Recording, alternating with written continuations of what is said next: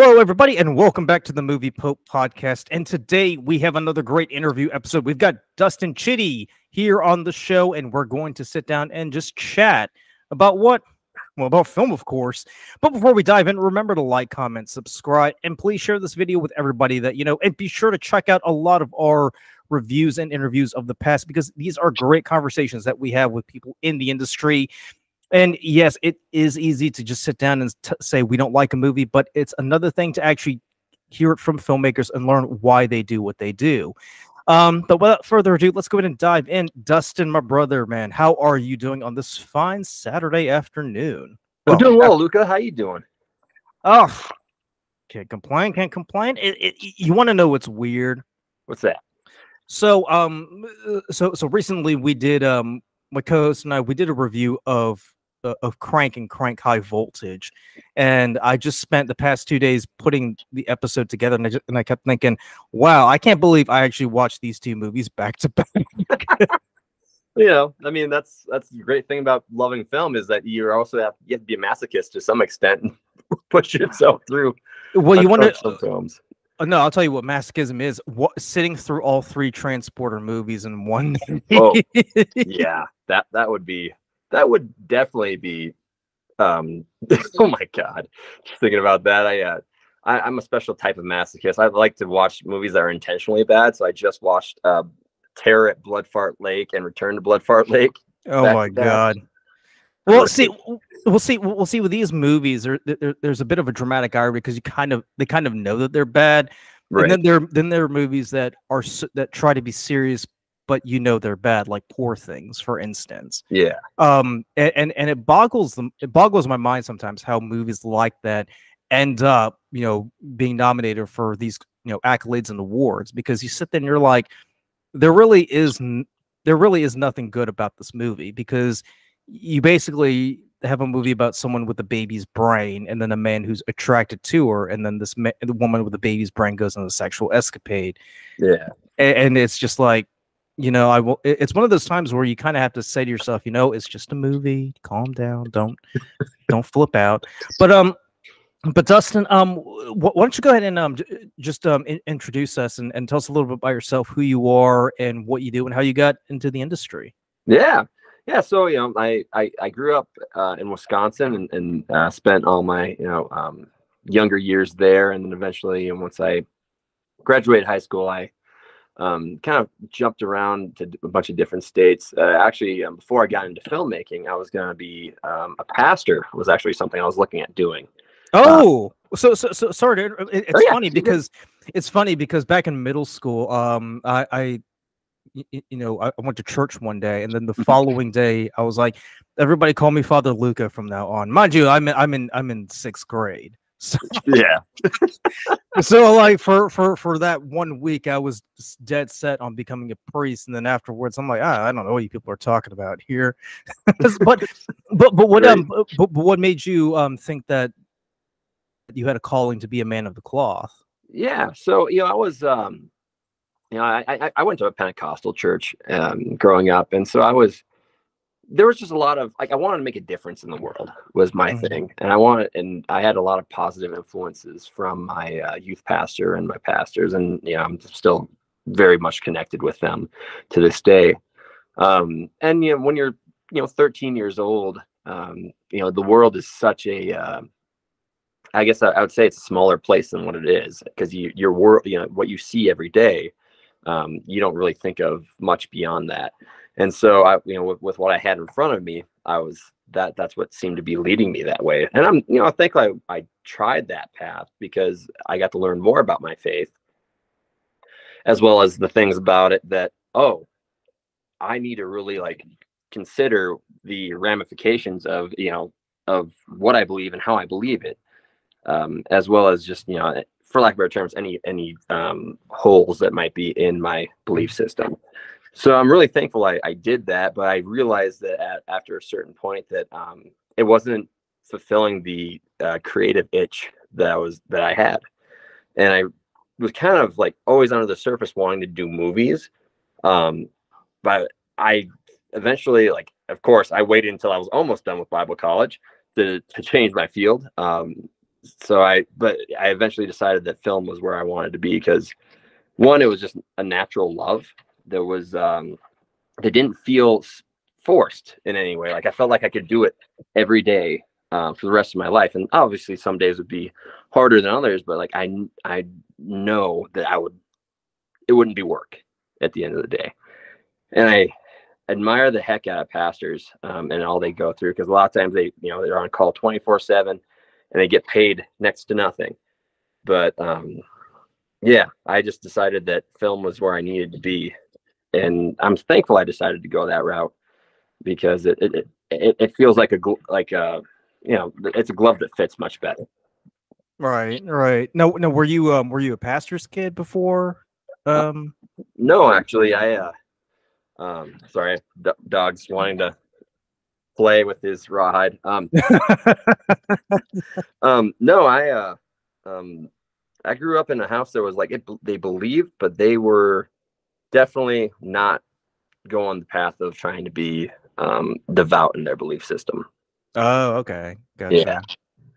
Yeah. So it was, for a long time, it was kind of being pulled in two different directions, in two different worlds. Because I went to for my high school and middle school, I went to a private Christian school, and that's where a lot of my faith started to develop. Mm-hmm. And then I would go home and I would just get the complete opposite of culture.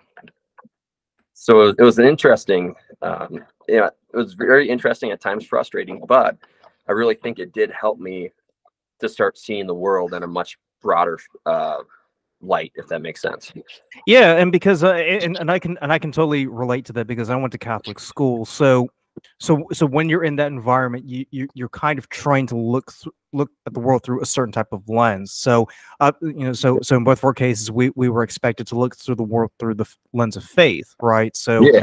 So we would have to evaluate things based on criteria that is prescribed by our respective churches.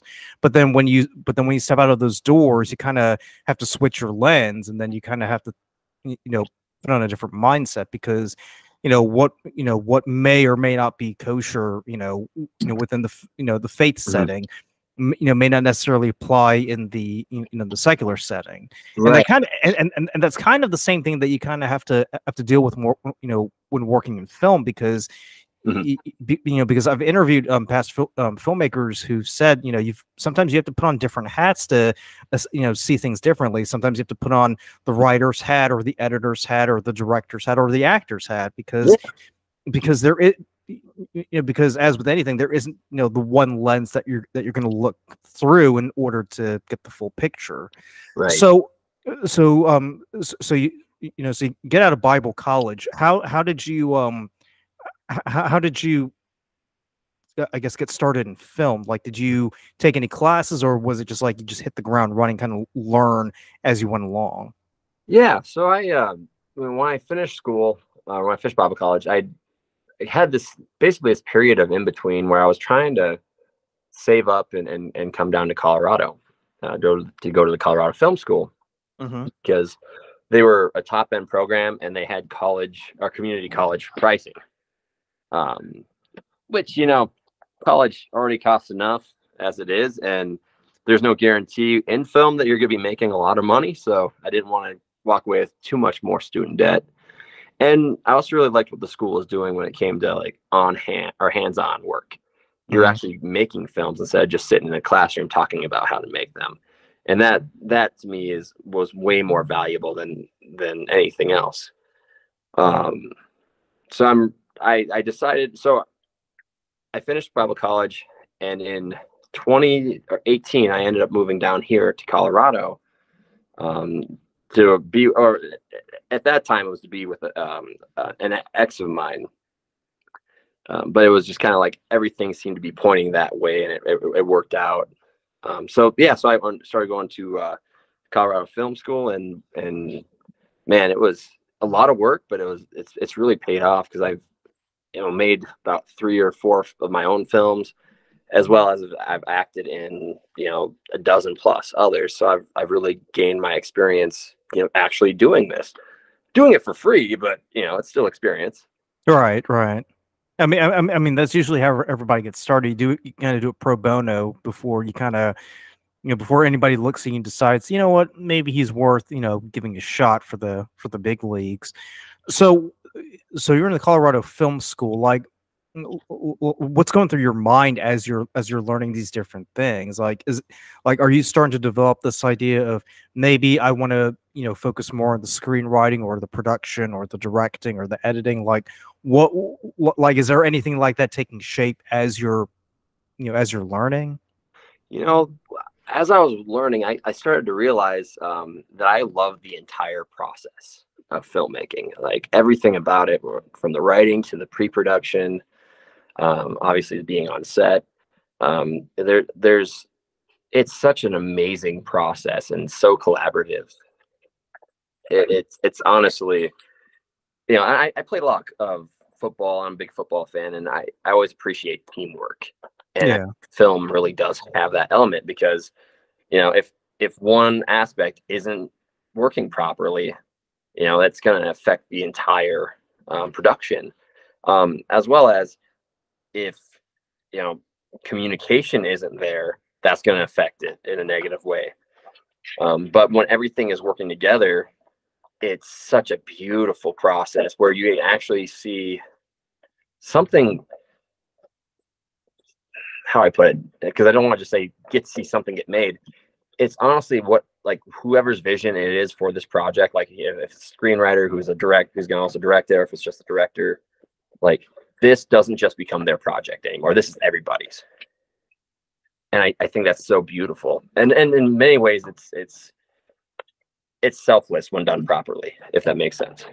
Yeah, I know what you mean because I remember talking to John Helgren. He's he was an art director that I had on the show a few weeks ago, and I remember asking him. I was like, so so at the end of the day, like, is it sort of your vision or the director's? And he's like, yeah, it's more of the director's, but you kind of infuse a little bit of yourself in there. But at the end of the day, you're basically working for the director, and if the director wants things done a certain way, you kind of have to go with it, and you kind of have to, and, and as much as you want to, as much as you give it your all, and as much as you want to impress like certain elements of yourself in there, there's also a level of detachment that you need to have because at the end of the day, it's just a project, Right, yeah, exactly. And and it's interesting because I think every film set is a reflection of the director. So if you go on set and things are really, like, in a sense, relaxed more, and people, because there's enough pressure as it is to make film. Um, I think having a director that's relaxed and this is collaborative really just makes this journey just more memorable, more fun. Um, yeah. Before I go ranting too far on that. No, But you're fine. You're fine. So, yeah. so to go back to the point, so, so you look at the filmmaking process, and you're saying to yourself, every little bit of it, is amazing, and I love every bit.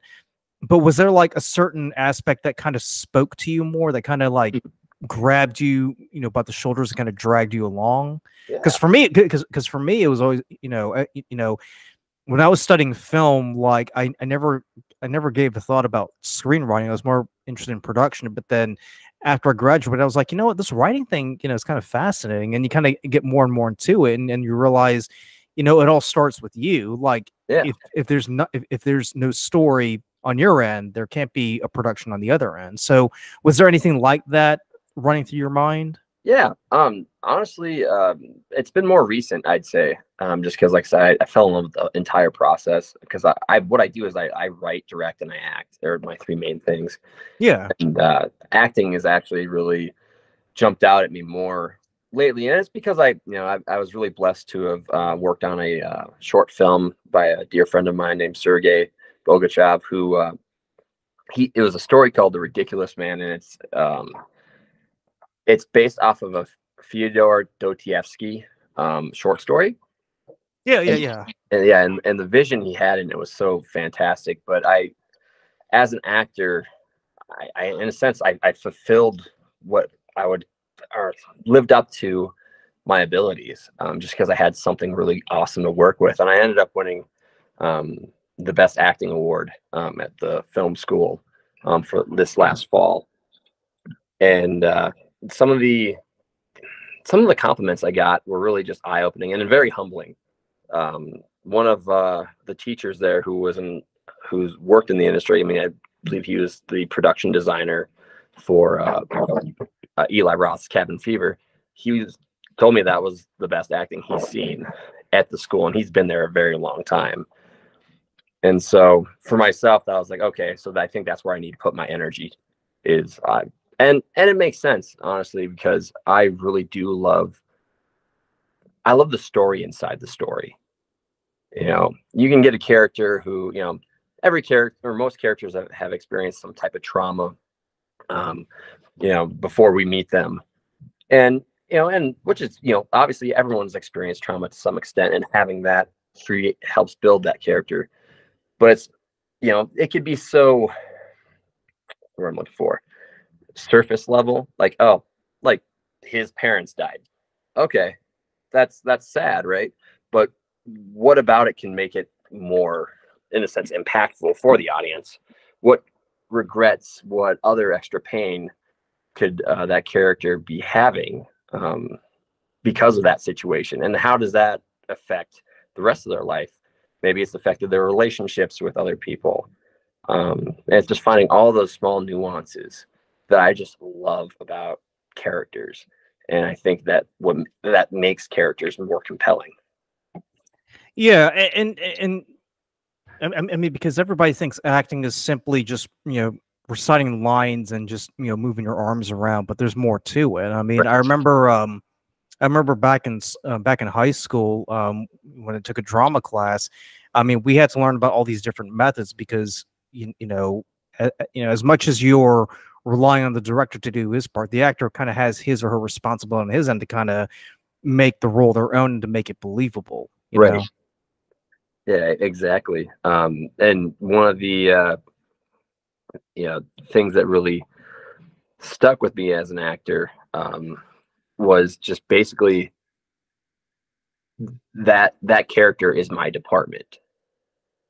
You know, like if, you know, whatever the character is, whether it's, you know, the main character or if it's you know, just a character that we meet for a brief time.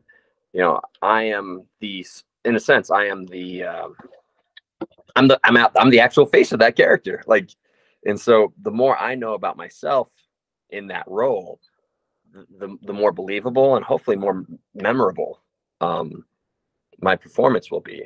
And of course, I say all this while also fully acknowledging, like, the purpose is to fulfill the director's vision and play the part that you're given. So, did you take any acting classes prior, or did you kind of like, you know, watch, you know, previous performances and kind of, you know, base what you were doing on what they were doing? Yeah, so I did. So I didn't have any acting classes before going to film school, but they do have an acting directing program, which that's the track I took. And so I did start learning a process that's more on the Stella Adler side of things, which has been really, really helpful. Just because, you know, now I get a script and I actually know, hey, how do I get from point A to point B? Mm-hmm. And when I get on set, you know, how do I optimize every line that I have, every action, every time I'm listening? Because honestly, the best acting is done while listening versus talking. And so, yeah, that was that helped me out quite a bit. But I joke, it's true, but I also say it as a joke. So tell people I act every day. You know, I have to, you know, if I wake up and I have to go to work and I'm tired, well, I have to pretend I want to be there. You know, I have to act like I want to be there. Yeah, exactly. Yeah, and yeah, and I think, and I would also like chew on other acting performances that I saw. Like, I'm a big Viggo Mortensen fan, and so The Road is one of my all-time favorite acting performances that I've seen. And I think about that character and everything that would go through that character's mind, and how that translates to the screen, as well as, you know, you know, I'm a nerd, so sometimes I'd be like pretending like I'm in a film scene in my head and like how I'd want to deliver something specifically, if that makes sense. I mean, people do that all the time without realizing it because you know, because sometimes people just like try to rehearse what they're going to say before they actually go into it. And Yeah. and what's fascinating is, you know, people say, "Oh, I'm not an actor. I don't know how to do this or that." But then they do like these little things that kind of pick up on. You're like, yeah, I mean that sounds like something an actor would do, or a kind of method that they would apply to try to get into the character's head. You Right. know? Yeah. So you know, so you go to Colorado Film School and you're learning how to be a filmmaker, and you do several projects on the side. What was it like trying to get your foot in the door in the industry? You know, it's still something that I would say that I'm still working on doing. Just because a lot of what I've worked on is mostly been student films.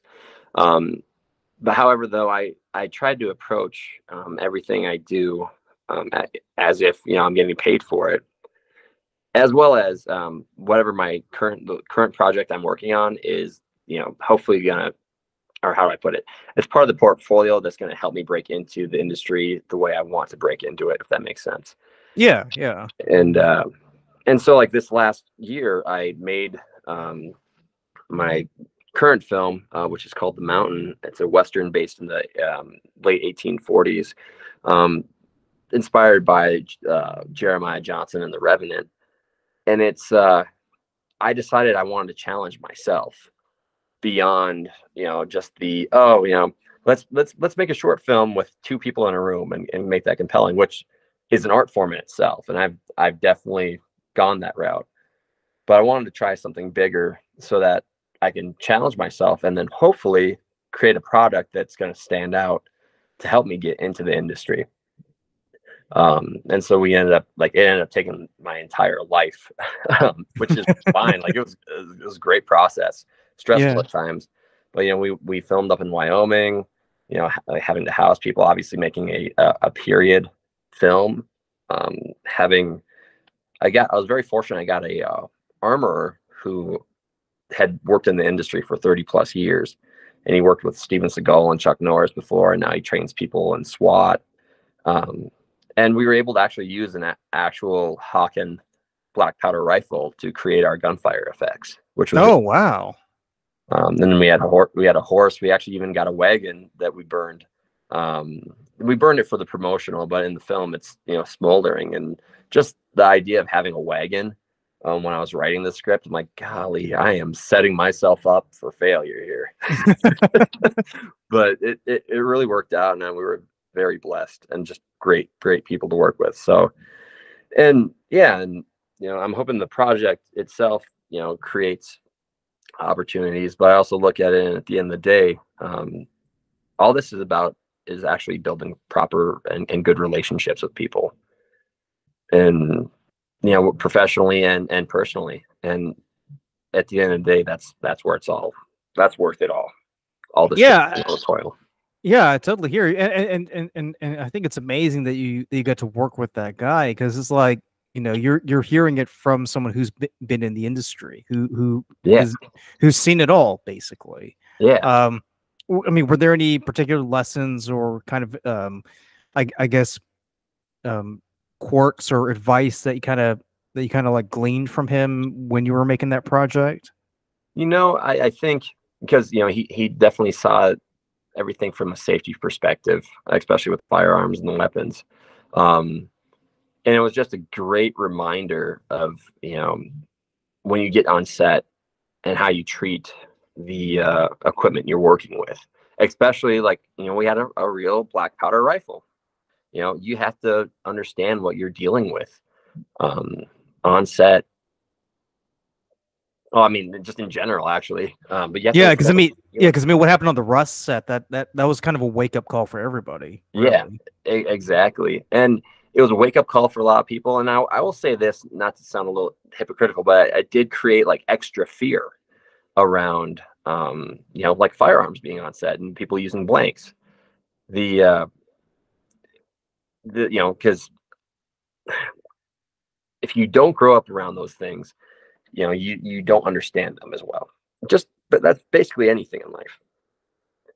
And the Rust situation was such a unfortunate thing that could have totally been prevented, that it fortunately did open up a lot of people's eyes to, oh yeah, we really do need to make sure that we are treating these firearms properly, and handling them properly.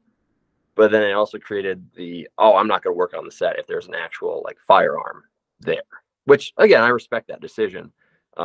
But I started seeing that more and more after the Rust incident. Mm-hmm. I mean that's the thing, because when you hear props, you think, oh, it's not real. You think Right. you think of toy gun or toy ammo or whatever. But I think, and I'll admit, I've had the same mentality too. A lot of people forget that these are real items that that people use on set. So when you hear something like that happen on on an actual film set, you kind of sit back and you think, holy shit, like, Right. what the hell's going on here? So it's a huge wake up call. So I mean, obviously on the one hand, you got to be careful, with what you're doing, but at the same time, there's this notion that you also want it to be as real as possible, right? Because because if you're an actor on a set and someone's pointing a gun at you, if in your mind it's a plastic toy, subconsciously you may not react in the same way as say if you knew that was an actual weapon that could potentially discharge in your face. Right. Yeah, it's so easy to kind of fall into comfort and feeling safe, which then kind of, well, maybe not feeling safe, but falling into that comfort of, oh yeah, this is a fake firearm, I don't need to worry about it. And in most cases, that's the case. It's a fake firearm. It's either it's plastic or maybe it's wood with some metal, but it can't fire. Yeah, because instinct takes over, basically. Right. Exactly. But we do really need to make sure that people are being trained to treat every firearm, prop or actual firing, as if it were loaded and able to do damage. And that's just your normal like hunter safety or firearm safety. But a lot of people didn't grow up with that stuff. They didn't have the people to train them properly on it. So before we get a little bit heavy, I mean, because it's definitely a tragic situation, but at the same time, it's kind of an eye opener into as to what really goes on when you're trying to make this make this project of yours come alive. Have there been any other projects that you've made or you're working on or you're kind of like planning to do over the next few months? Yeah. So I have 2 short films that are completed. I actually have a feature film that's been in post-production for a couple of years now. Now I'll honestly admit I have not lifted or done enough to get that finished, but it was made very last minute because COVID hit and we had a lot of time. And I'm still just trying to get my heart back into that film. Yeah. But I fully say that, acknowledging that film is no longer just my film. It's everybody that worked on it. So I owe that to them. So that's my goal this year, is get that done. But I have The Mountain, which was that big Western. And it's a short film. It's like 26 minutes long right now. So hopefully that'll be finished by the end of the month. But I've been looking at the next step, and I'm trying to figure out if I want to just pursue making a feature film next, or if I want to make another short or 2 as kind of a proof of concept, because I want to make a Civil War piece, or basically like post Civil War, like the Civil War ended like a month ago. Ooh, Yeah. It's funny you say that, because I just got through watching Ken Burns' documentary on the Civil War. Oh yeah. I mean, here's the thing, because now I live in North Carolina, right? So so obviously you live in the South, but but when you watch documentary like that and you read these stories, it's like, in one sense, there's something alien about it because of the way that they believe these things, the things that they did at that time. but simultaneously there's something familiar about it because you recognize the voices, you recognize the places. Yeah. It speaks to you. So so for me, the fact that you have this, this 4-year period where, where the country's been torn apart, and then its legacy kind of stretches for the next 100 years. Yeah. And even beyond that, it's just, it's just fascinating. And you really don't see, oddly enough, you really don't see that many movies set in the post-Civil War period, really, because I know Yellowstone did a prequel, I think a few years ago, that starred Tim McGraw, and Tim McGraw played an ex-Confederate soldier who ended up moving out west. He's like the ancestor of the Dutt family. Yeah. And then you have Wild Wild West with Will Smith, the ex-Union officer. But other than that, I really can't think of any other like movies set in the immediate post-Civil War period. Yeah, there's not a ton of like the ones I think of are The Searchers, that takes place right after the war. Okay. As well as The Outlaw Joe. I mean, it starts in the war, but the story is post-war. And also, I think the kind of things took place. I mean, the way they describe it is like 6, 7, 12 years after the war is how it's Yeah. You don't really see like the actual immediate after effects of this, and I'm wanting to make a story, and of course I'm out here in Colorado, so it's kind of hard to figure out how to do it, but I've been really contemplating wanting to follow kind of what happened to families, in a sense, when the war was over, and how that healing process took place, because the story I'm kind of working on is about 2 brothers. One of them fought for the South and didn't surrender when the war ended. And then the other brother is going out to find him, to bring him home. And I really think that there's a lot of wounds that aren't really explored. And I think that kind of theme kind of resonates, especially right now, where everybody's saying, it doesn't matter who gets I think it was either, I forget if it was like MSNBC or some news outlet that said, regardless of who wins the election this November, the country is going to descend into civil war. Yeah. So I think making a movie like that would definitely resonate with a lot of people, because it kind of speaks to that. It kind of speaks to the trauma that we already underwent, and it can sort of serve as a reminder of, hey, we've already been through this once. Do you really want to go down that road again? Yeah. That's that's a great point, and I think, and I'm always drawn to stories that are, even like, if there's an antagonist or someone that we disagree with, I think if it's well done, you can be put in their shoes and they would be the protagonist. Yeah. And so I'm a big fan of just depth on people, depth on characters. Because I mean, everyone's got depth, right? People, we all have something where we can connect with each other. And I mean, it could be, obviously it could be something trivial, like we both like fishing, or it could be, the fact that, we're all just trying to find purpose, and we're all just trying to do what's right. And we just all have different ways of going about it. And some people have some very extreme ways of going about it. And in many ways are justified, when we look at them or it's justified when we look at them in a villainous way.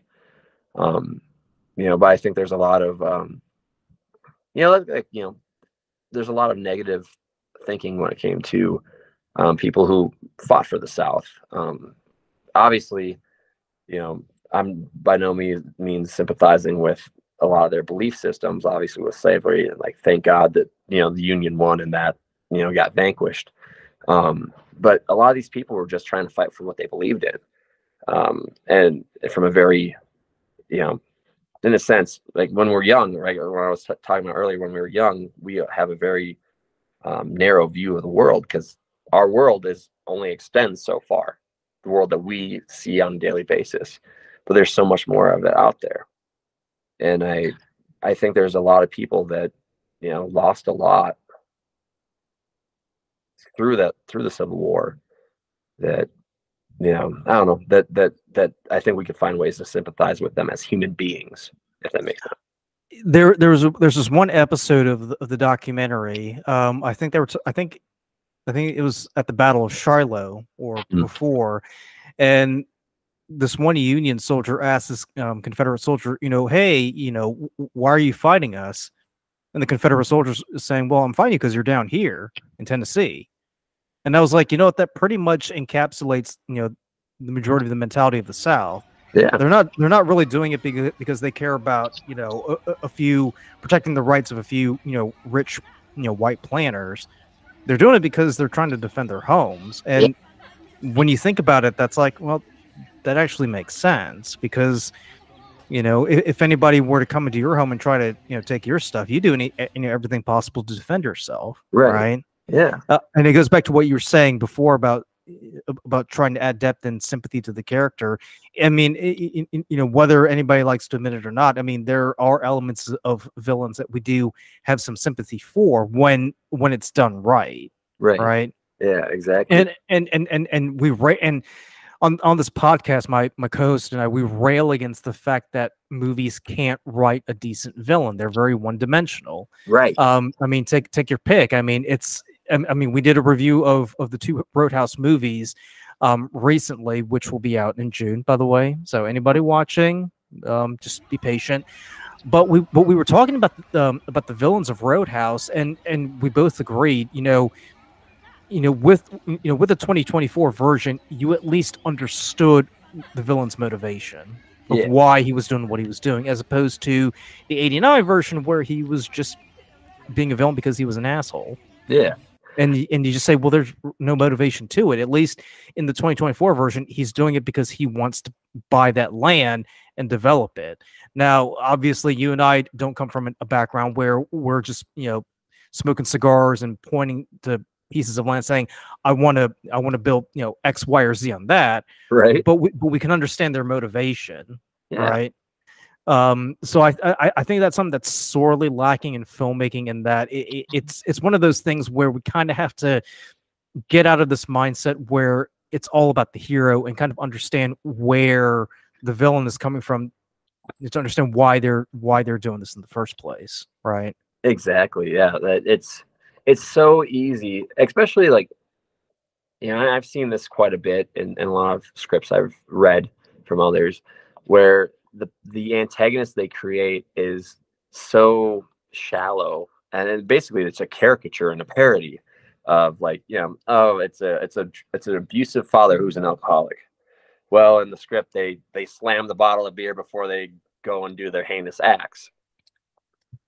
That's to me, stuff like that's a caricature of what is really happening. It's like one of those 1960s cartoons where they're wearing the cape and the mask, and they're like, "Yeah, I'm going to my evil lair." Exactly, exactly. And we don't. I don't know. I would like to, and maybe this is just me, and maybe it's something I need to be better about. But I just, when I watch, especially modern day films, and I see stuff like that, I'm like, I get so disappointed, because man, we have 100 years of seeing characters like this. There are ways to make them unique, ways to make them more terrifying, as well as ways to, honestly, maybe it's just me, but I would think that if I were to watch a character let's say an abusive father who's drunk, who's got an alcohol problem, if I can see him every day, and 90% of the time or 95% of the time he's not that way, and there's ways, in a sense, you like the guy. If you didn't know what he was doing, you like him.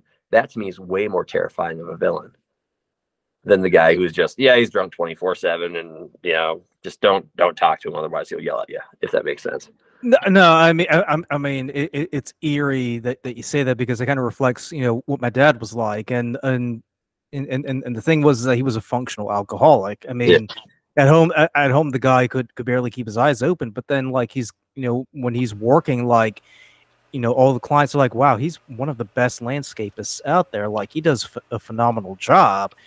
So it's like, so in my mind, you kind of have to try to reconcile like these two people, because they seem like two very different individuals, right?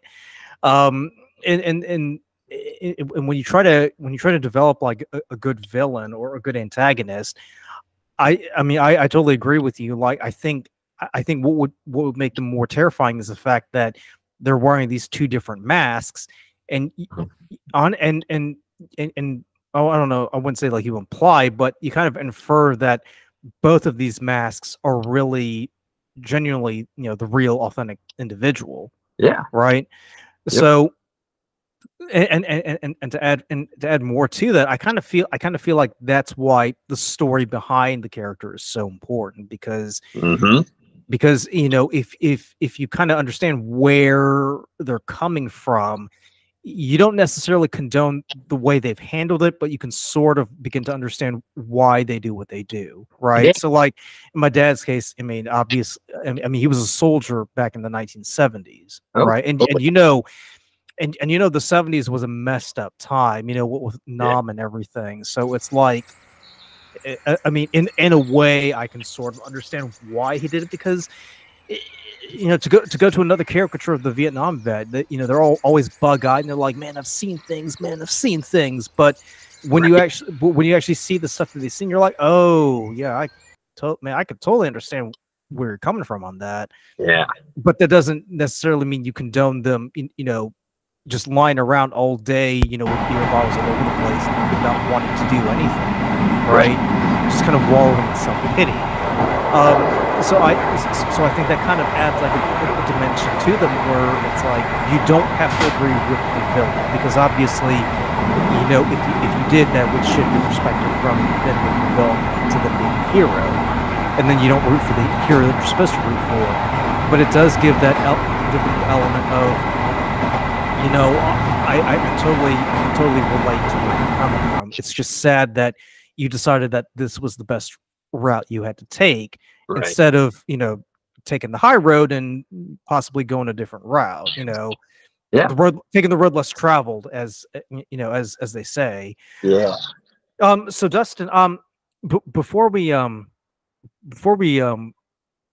an end to the episode, I mean, is there like one important lesson that you've learned in your filmmaking process that you feel it would be important to share with everybody? Yeah, I think the lesson I've learned that just comes to my mind right now is that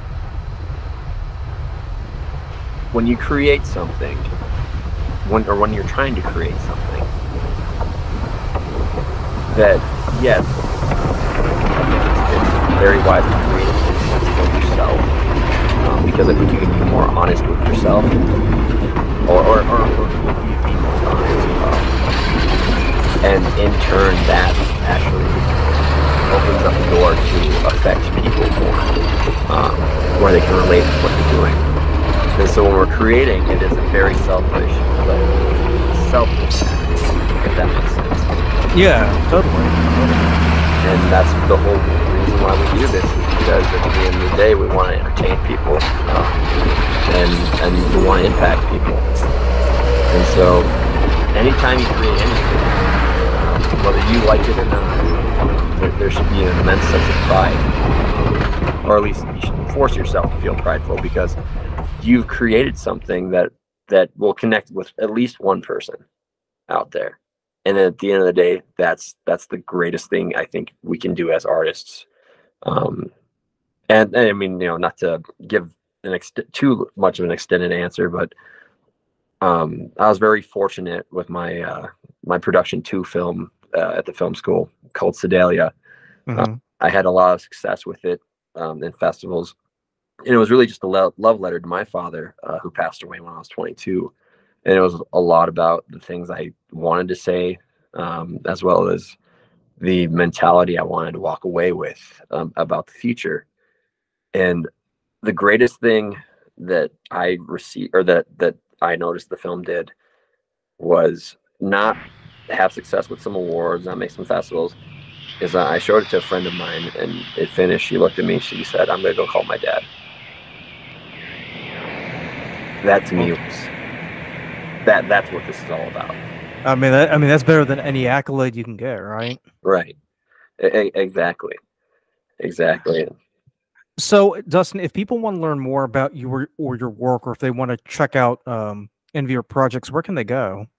Yeah. So, I believe actually Sedalia is on YouTube. I have a production company called Jaxboi Productions, JAXBOI Productions, and that's where we have a YouTube channel. That's where we put a lot of our content that we've created. The Mountain will be done hopefully by the end of the month, and we'll send that on a festival run before we release it to the public. But I'm on Instagram. I'm pretty easy to find. Dustin Chitty. Last name's Chitty. I'm just a bald guy with a mustache. I'm really easy to find. And that's a good way to stay connected if you want to see what's going on with projects, as well as we do have an Instagram for the Mountain itself, which is, I believe, in the link in my bio for my own personal Instagram. So yeah, that's the best way to stay connected, as well as just follow YouTube channel. Eventually the projects will make their way on there. Yeah, and if you email me the links, I'll definitely put them down in the description below. Can I just say, out of all the guests that we've had on the podcast, I think yours is the most, that's kind of the most parallel to my life in a way. Really? Yeah. So I was just getting goosebumps because I'm like, man, it's like I feel like I'm talking to myself almost.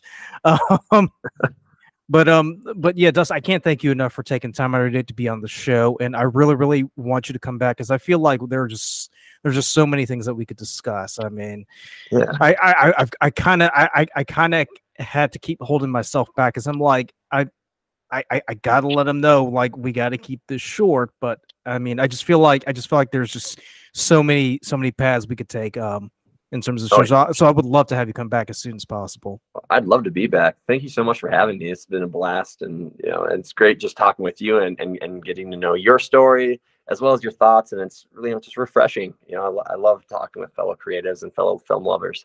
Yeah, absolutely. So, so before we sign off, I like to ask this of all of my guests: what's your favorite movie or TV show that you've seen recently that you just want to give a shout out to? All right, so the one I've seen recently that I really loved was The Promised Land with Mads Mikkelsen. That film, I mean, I've realized I really do like foreign films the more I watch them, just because it seems like there's a lot of fresh perspectives, and just the way that film was shot, the acting, the storyline itself. Fighting nature, fighting himself, and fighting.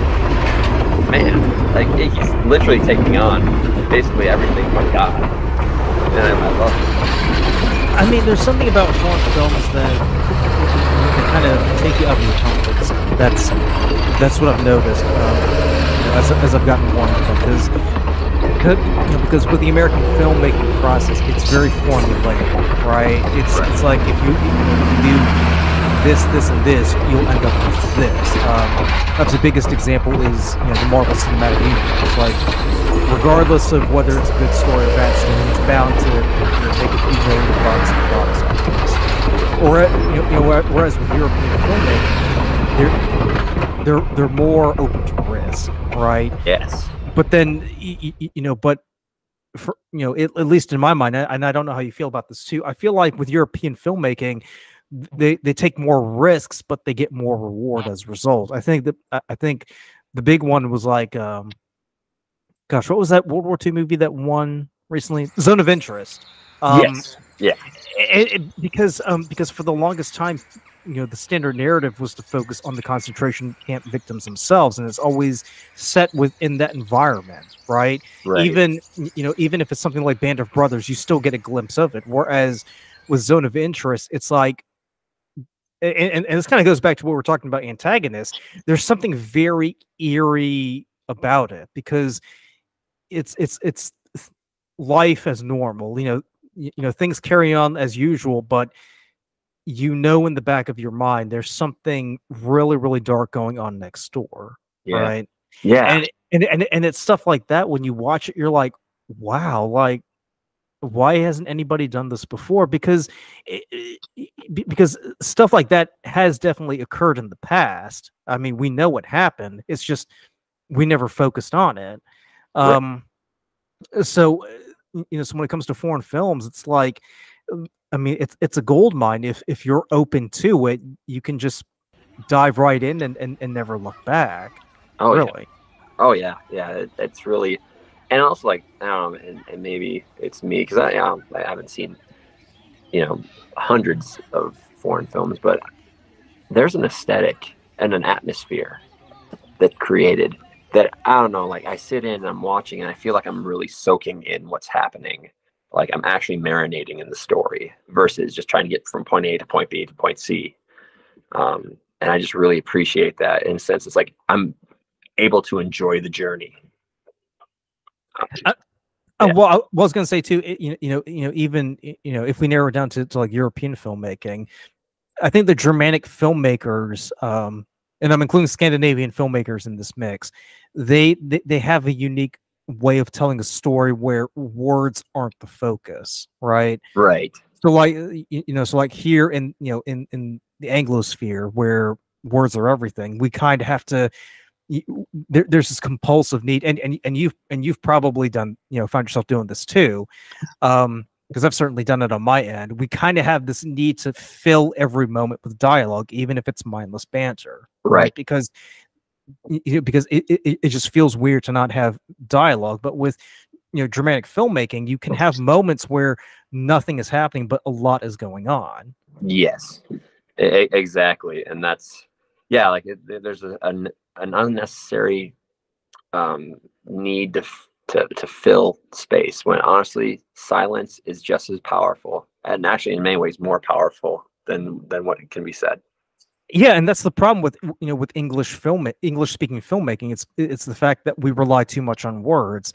I mean, it could be with the fact, like you said, we're uncomfortable with silence, or maybe it's just because we're all influenced by Shakespeare, who was the greatest of them all. Right. But I think the one exception to that rule was A Quiet Place, the first movie, where they kind of followed the Germanic filmmaking aesthetic as opposed to just sticking with the English filmmaking aesthetic.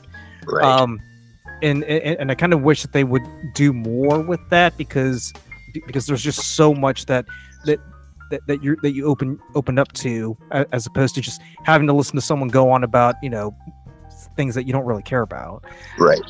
But Dustin, I just want to thank you for taking the time to be on this episode, and I just want to thank everybody for tuning in to watch, and let us know down in the comments below if you agree with our assessments. And as always, thank you so much for watching, and we'll catch you in the next one. Bye.